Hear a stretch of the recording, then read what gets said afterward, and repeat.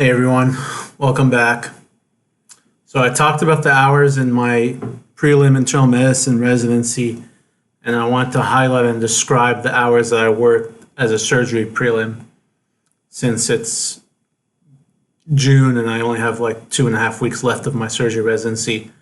Pretty much have an accurate description of my hours and the workflow also. So like I mentioned before, I transferred in October from internal medicine to a surgery prelim, and I started off on trauma. And this for me was great because my experience in orthopedic surgery and my experience in my surgical clerkship in med school was mostly trauma. So that was, the strength for me, and the transition was still with hiccups, but as smooth as possible, I think, going from starting, a surgery prelim in the middle of the year or late, 2 months late. So it was trauma at a community hospital that was the only level 1 trauma center in the area. Pretty busy, but I was kind of lucky that it was October. It wasn't like the summer season. It wasn't trauma season. So that helped my transition. And basically the hours were 6 days a week. But they had like 2 options. You could either do 12 days straight and 2 days off, or 1 day off a week, 6 days a week. So I did a total of 3 months of trauma, but my first 2 months, I was 12 days on, 2 days off. And the third month, I was 6 days on, 1 day off. And honestly, it was very comfortable. Those 12 days, yeah, it's kind of rough on the 12th day, but there was 3 residents, 3 interns, and we shared the responsibilities. We did Q3 call, and let me explain. So basically the shift was 5:30 a.m. to 5:30 p.m. 5:30 p.m. you signed out to the night person.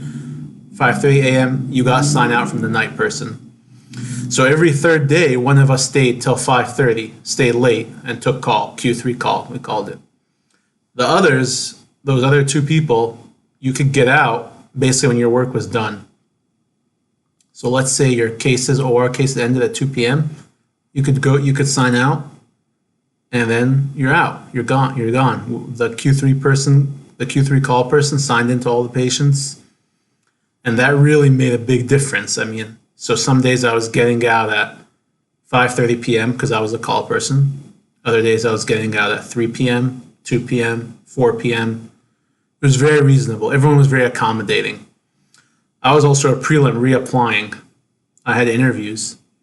I had to give up vacation days for interviews.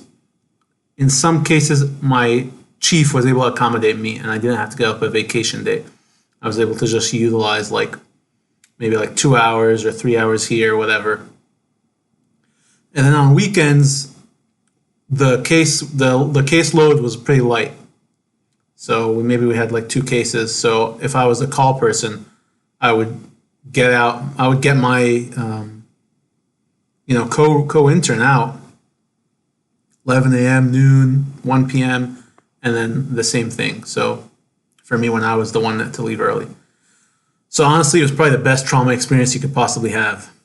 And then in terms of the workflow, so we would get there, to take sign out at 5:30. All 3 of us showed up for sign out for the most part. And then we would round at 6, 6:10 with our R3.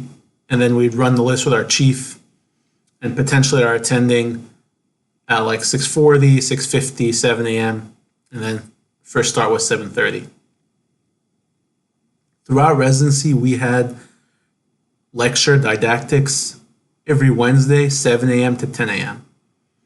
And that was protected time. I always went. I never had to miss it. I was never told you have to stay because there's a case or whatever. The attendings just, took care of it. I think sometimes the chief had to stay back, but I mean, they wanted to. They chose to do that. Those days that we had the lectures, we had to come a little earlier so we could round faster. But I mean, it definitely never went over. People, the duty hour restrictions 80 hours over averaged over 4 weeks or whatever. Never went over 80 hours per week ever. Next, I went on emergency general surgery rotation. This rotation was the same hours, 5:30 to 5:30, except on the weekend, Saturday, you rounded 7 to 10, 7 a.m. to 10 a.m., and then you were out. You signed out to some resident who was there like 24 hours on a Saturday. They had to do a 24-hour call shift.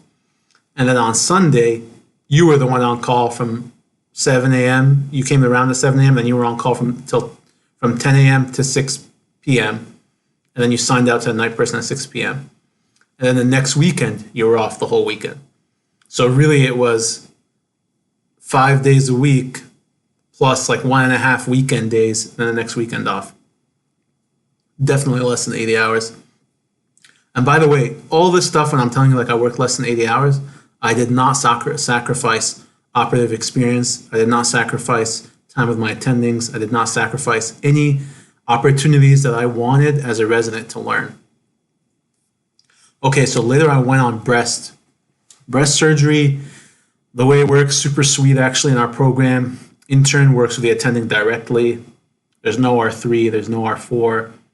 Go in, 7:30 start for the cases. So I'd have to get to the hospital at like 7, 6:45, like sign the patients, read up on the pathology, check them in, mark them, and then we would operate together, and I would get to do so much. And then we were probably done usually operating consistently by 4 p.m., maybe 1 or 2 days, like 5:30 p.m. And I was on home call. Usually these are elective cases, so they'd go home the same day, but I was then on home call until 7 p.m., and then I signed out to the night person. I was never called in. And I would, discharge the patients, see them post-op and stuff like that. And then if maybe like the most work I had to do at like 6:30 p.m. was like their pharmacy. They needed to switch pharmacies or something, called in the prescription for them, for their oxy and stuff like that. And then on that rotation on Saturdays, since there's no elective breast cases, you were just like on general surgery call. And it was typically like rounding from 7 a.m. till like noon, like you were in the hospital and you were out. So pretty sweet still. I mean, I remember specifically, I had a ski pass, and I talked to my rotation director for breast surgery, and I said, hey, like, I had like a night pass, like, can I go skiing and stuff? And she was fine with it. So, it was pretty sweet. So then I got the VA SICU, VA ICU. And let me just say, I got lucky that I got the VA ICU. I got 1 month. Some people got 2 months of VA ICU. Other people who did trauma ICU at the university hospitals or the level 1 trauma center, they definitely had like a 6 to 6 or a 5 to 5. I don't know, but it was definitely like 12 hours, 6 days a week. They were working up to the limit. My VA ICU rotation, it was like you would go in and around in the morning, and then there's one of us would take call. There was 4 of us, so it was Q4, 24-hour call. So around in the morning, all as a team with the attending, like 7 a.m. to like 10 a.m. And then, you help out with like a note or 2 or whatever. You're out by like 11, and that's it. And then whoever's on call, those obviously 24-hour call, they're staying there. There's 2, 3, 4 patients in the ICU. Sometimes there's 1. I use that time to study for step 3 and plan my my travel like on weekends and stuff like that. And then we got a golden weekend in that month. So, and of course, you were if you were on call the 24 hours, you got a post call day. So we finished at like whatever it was, like 9 a.m. maybe, and then you were off for the rest of the day. It was definitely very reasonable. I had a great experience. So then I did nights. Nights for me was my favorite rotation by far. Nights was, like I said, 5:30 p.m. to 5:30 a.m. and you sign out to the day team for trauma, for whatever. For nights, you can never leave early because you're the one on nights. So that's it. I mean, I never left late though. I always came a few minutes early. Like I came at like 5:15 because I wanted to do my residents, my co-residents, the service of getting them out at 5:35, 5:40. Like, because if you come in at 5:30 and you're starting to take sign out, like they're not gonna get out till 6. So I would come 5:10, 5:20, whatever, and take sign out, get everyone out, sign to patients right away.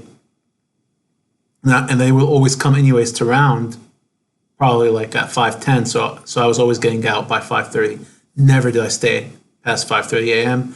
And the reason I loved it is because, I was on my own time. I did a few post-op checks. If there was a patient that had a problem, I'd go see them. I didn't have to wait to round with someone. I didn't have to wait to present to someone, and I would just call on my own time, based on the critical urgency. Call my attending, call my senior and say, hey, this is this, whatever. And I learned how to take care of patients too. So definitely got to sleep, probably like 3-4 hours a night on that rotation. Got a bunch of studying done. It was great. So then at our program, we have like a float system where it's supposed to be that you get 2 weeks of vacation and then 2 weeks you're on your float. Because I had to interview and I got a bunch of interviews, I had to give up pretty much all my vacation days. So I only got 3 interviews at the end, 3 vacation days at the end. So I was basically on float for like a month. In that time, I did hepatobiliary, I did vascular, I did trauma, I did upper GI, and one other thing. For these, we have like a rule where basically if you're on float, like emergency coverage, you don't do clinic. So, I mean, it's because it's not, by definition, the clinic's not emergency coverage. So I would just go in, sign into the inpatients, and it was basically just like nights, like all over again. I just like briefly round with the team, and then just cover for things that, acute things that arose, or if they needed coverage in the OR. It was pretty diverse experience. It was great. I loved it. I didn't go over hours, of course. Still got my 1 day a week off. And then every now and then I just got to go early because they're like, oh, we don't actually need you today. So I just came in, like started, and then they were like, oh, you can leave at noon or whatever.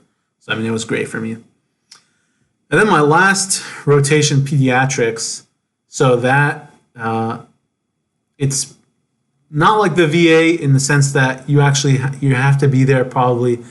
So it's 6 a.m. until the cases are done. And usually they've been done at like 4 p.m. But on average, we're taking 24-hour call, Q3 or Q4, depending on the week. That call, it's like you come in at 6 a.m., you round with the team and everything, and then you might be assigned like a case. But they're nice about you're not assigning you like cases the whole day because you're on call. You're getting consults from the ED and calls from like patients at home who are discharged. So I would come in at 6 a.m., round with the team, get breakfast at like 7, and then consults start rolling in. Probably average like a consult every 2 hours. And then like my most recent call shift, I didn't get a consult after midnight. So I was able to sleep from midnight till like 6 a.m. Till, we round the next day. Overnight, we're supposed to prepare the notes for rounds. Did that. It takes like 20 minutes. And then the whole time the cafeteria is like open, you can grab food. I had already taken step 3, so I didn't need to study. So I'm just like, planning looking for jobs and stuff because I have a gap year coming up. So overall, people say things like surgery, you have to work 120-hour weeks, super toxic. They say like, you can't leave the OR. You've heard stuff. And maybe some programs are like that. I don't know. I didn't do a surgery prelim at every program in the country. I also didn't rotate in general surgery as away rotations. Only did ortho. But I just want to say, like, my surgery prelim experience has been very comfortable, very reasonable. That's really the thing. Very reasonable. What I mean by reasonable is that when they need me, I'm there. When there's 3 people and then there's 10 patients on the list, one of us gets dismissed. One of us gets to go home. Or one of us gets, to relax or whatever. And honestly, it's such a great system in that they force us to be capable to take care of 10, 12 patients on our own. It's not violating any rules, any ACGME rules, because what's the point of 2 people being signed into 4 patients each? Then they're both there for 12 hours of the day, and it's like, it's not good for learning. It's way better for learning if you can relax and be off when you're not needed, and then you get you get to have a little bit of stress and a little bit of workflow when you're by yourself and you're the one who's signed in. And of course, our senior, our three is available to us. Our chief is available to us. Our attendings are available to us. Everyone's been approachable. Everyone's been nice. Everyone's been kind. Everyone's been understanding. Everyone's been wanting to teach. So, I mean, I just don't. I did not have any bad experiences in general surgery, and so I hope that no one else has that. But just giving you my share.